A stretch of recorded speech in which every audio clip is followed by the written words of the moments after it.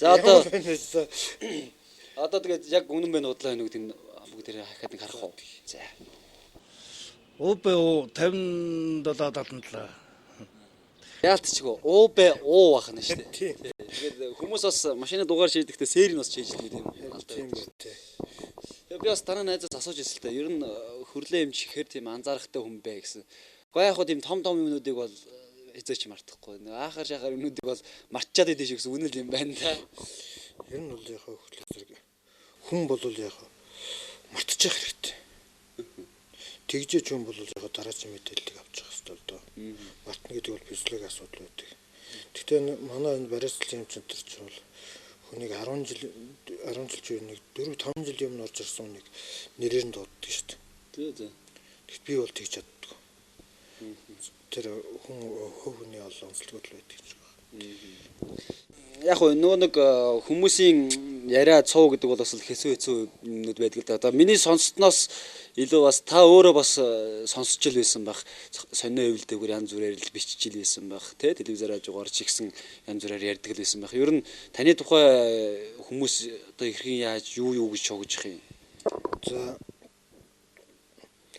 ер нь за сая одоо ингээл та нар надад ингээд дагаж явсан байна тийм ээ. Тэгэхээр зэрэг папарацтай хоошид хүмүүсэд нэг жоох анзаарахтай байхгүй бол ерөөсөө болохгүй юм байна. Яаж яг та нарыг дагаж явах үед би юугаар орсон тэр намын байраар ороод эмнэлгээрээ ороод гарсан. Бас дагаагүй бол бас өөр газар орох нь байна. Хэрвээ та нар хин нэгэн дагаж жагаад ялангуяа их нэртэй хүмүүс гинтэх вэ. Ер нь бол яг хөөхтэй зэрэг хүний амьдрал гэдэг бол яг хөөхтэй зэрэг хин ардын жүжигчин хин гомцронгой хэлсэн байдаг шүү дээ. Хайр сэтгэл гэж юу вэ гэсэн. Хайр сэтгэл гэдэг бол өрөөл бусдаа унтчаад хөлсөн хатаагүй байхдаа өөрийнхөө ихнэрлүү яарахыг хайр сэтгэл гинэ гэж. Тэг тодорхойлсон байдаг. Энэ ардын жүжигчин ботлоо явсан бас нэг юм хэлнэ шүү дээ юм. Тэгэхээр зэрэг зам агадгүй нэг гэр бүлээс өвтөхгүй тулд ер нь машиныхаа жолонд ардчаас гарч явж байгаа л гэж хэлэхээр байна. Одоо аширсан сууны хувьд хэлэх гэдэг. Ерөөс анзаарахгүй явсан байхгүй. Харин бид нар бүр гайхгүй юу. За ямар ч үсэн ортой бас таарлаа. Зочдуудлаараа орлоо гэр нэг үнтэй болцчихтэй гэж бодсон чинь бидний бодсон бас удлаа болоо явчлаа л да. Ер нь бол яах вэ?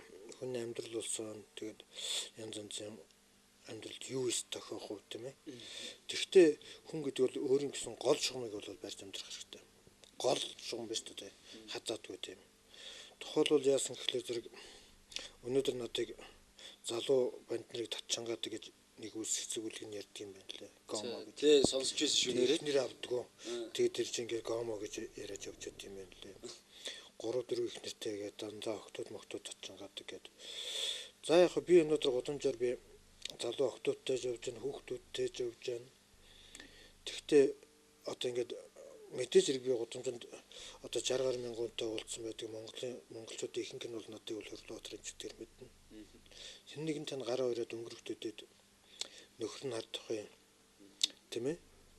Хөрлөөнчтэй гараа өрөөж явж гэн гэж хэлээд ямар учиртай ингээд.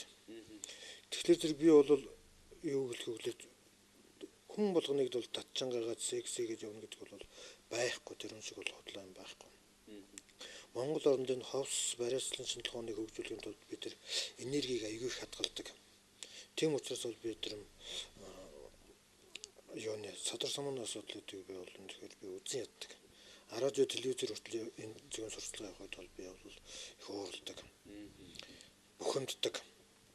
Яагаад гэвэл зөв өнөөдөр гомо хүмүүс сексим гэдэг бол эрэгтэй хүн нөгөө эрэгтэй хүнийхээ анус буюу хошног руу секс хийхийг хэлж байгаа шүү дээ. Энэ бол ёс бусын юм. Ёс бусын юм. Эрүүл энд байж болохгүй. Яагаад гэвэл тэр зориултны үг нэр өтрөө буюу эмэгтэй хүний тэр өтрөөлөл хийх ёстой болохоос үс тэр хошног руу хийнэ гэдэг бол энэ бол ёс бусын асуудал байхгүй юу. Тэгэхээр тэр ийм юмтай бид өнөөдөр Монголын төр засаг тэмцэх ёстой юм. Энд нь миний уур урч явж байдаг. Ийм учиртай юм л да. За баярлалаа Хөрлөө эмчээ. Тэгээд мэдээж одоо сонин сэтгүүл дээгүүр хэвлэмдээлээр ихслэр хүн зоны дундуур цуу ярианд өртөөд сайн муу сар сайхан гэл те олон янзын цоо яриад өртөөд явсан хүний хувьд бас хүмүүст хэлий сануулъя гэдэг зүйл бас бодогдож ил явдаг л байх л да. Тэгээ танд энэ боломжийг бас өөрчилж олгоё гэж бодож байна. За цоо үг ихэнх нь үнэнч байж болно, хөдөлж байж болно. Тэр оюуны өндрийг автхан баяртай их орлон гэсэн байсан. Тэрнийг охинтойгоо дэлгүүртээ явж хат нялх нууц самбартай явж байгаа гэж л сан дээр зургийн тавьсан байсан. Ингэж хүний амьдралд сэтгүүлчд бол тэ ялангуяа энэ жижиг шар сонны сурвалжлагч нар бити хүний амьдралд нэг хол дээр хань. Хоёрдугаар бити хүний хувийн амьдралын өнгийг өчээ. Гуравдугаарт хүн бол цуурсан ч гэсэн бас нэг цуу үгэнд бол итгэл гэж байдгийг. Үнэн цуурч нь хотлоо цуурч нь.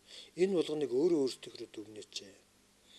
Ялангуяа өнөөдөр Монголын нийгмийг өнөөдөр авч явж байгаа одоо манай лидер улс төрчдийг бол тийм цуу үгээр ингэж тарааж нөгөө нэр хүндээ нунах. Хөвөн талд нь тийм шоконд оруулах, гэр бүлтэй таслах тийм акцент бол ингэж явагддаг юм байна. Азар би өнөөдөр бол гэр бүлгүй байгаа учраас бол энд би багарддаг. Өртсөн ч би ерөөсө тоодгүй надад юу ч ярьсан би ерөөсө тоодгүй. Хинэггүй тэгж явдаг. Харин миний эмчилгээний хувьд бол ярьд юм бол ерөө надад эмчилгээ хийж чадахгүй ямар нэг юм ярьд юм бол би энтэй бол би цусаа гартал ясаа цайдл үзнэ. Эмчилгээний хувьд. Тийм. Миний мэрэгжлийг доромжилдаг юм бол хувийн Өрлөө Баатрыг доромжилж яддаг юм гэсэн би тоохч гэсэн. Тэр ямар хамаатай тий. Тийм ээ. Тэгээд яг зарим хүмүүс надыг одоо олон их нартай хуйлж ярьсан ингэж явдгийн үзээд эрхэн шиг эрхэн байлээ гэж ярьд юм байлээ. Ихэнх нь бол тэгж ярьдгүү. Тэгэд ирчүүдээ зарим нь бол Өрлөө Баатар хэмжээр эмчилгээ хийх гээд аг аваагаа явуулсан байдیں۔ Зарим манай авааг татчангаана гэж лээд явуулдгүй хардаж явуулдгүй мэлээ зүгээр сургаар харддаг. Тийм бүр өөртөө орж ирж ярьж байгаа байхгүй. Би ч 50 мянган хүнтэй уулзлаа штэ. Тэгдэм байлээ. Тэгэл хувь хүн болгонд бол янз янзаар бол нөлөөлдөг. Харин та бүхэн эмч гэдэг утгаараа ер нь надтай ярьцдаг юм бол би бол жинхэнэ эмч хүн гэж ямар юм байдгийг бол би үзүүлнэ. Яг л энэ бол миний мэрэгжил. Одоо 24-5 жил хэмжээ гэж явж штэ. Цоо нэвтрүүлэгтэй хамт байгаа үзэгчдэнд баярлалаа. Нэвтрүүлэг эхлэхэд гадаа бүрхэг цас ороод жоохон зэвэргэн байсан. Тэгвэл нэвтрүүлэг өндөрлөхөд нарч гарч байгаль дэлхий сайхан боллоо. Яг үүнтэй адилхан нэвтрүүлэг эхлэхэд Өрлөө Баатрын эмчийн талаар гадуур яригадаад байдаг цоо яриа үнэн худлан мэддэггүй эргэлдэж байсан бол харин нэвтрүүлгийг үзээд энэ цоо ярианууд тэр ор үндэстэй зүйл вэ гэдгийг үзэгчтэй ойлгож авсан байхаа. Цоо үг өөр их хортой байдаг.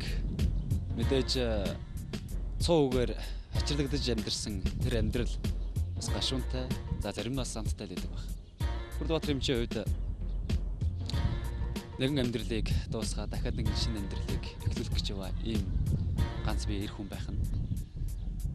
Ялангуяа түүний талаар гадуур яригддаг цуу ярианууд магадгүй шинээр эхлэх гэж байгаа амьдралд нь бас хар сүудэр бүү болоосэй гэдэг үднээс энэ хүн нэвтрүүлгээ өндөрлөе.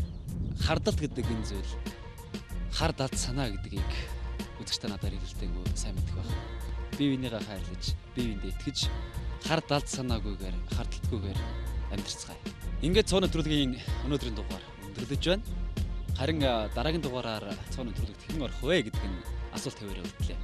Та дараагийн нэвтрүүлгээр бидэнтэй хамт байгаарай.